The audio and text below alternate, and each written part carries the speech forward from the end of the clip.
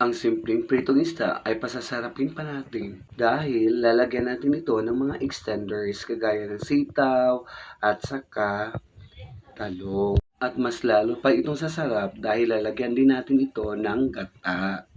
Hello mga agi, for today's video ay magluluto na naman tayo ng napakasarap na hapunan. Presenting to you my ginataang pritong isda na may sitaw at talong. O diba, di lang nutritious at yummy. Napakasarap talaga ito. Alam niyo ba na ayon sa sabi-sabi na kapag ang luto mo ay galing sa iyong heart, of course masarap yan.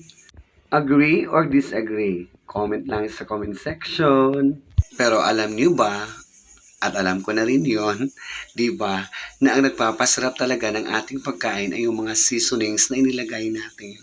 Ayan, dami kong sinasabi. Ayan, luto na pala yung ginataang pritong isda natin na may sitaw at talong. Ang bango, nakakatakam at sobrang sarap talaga niyan, di ba?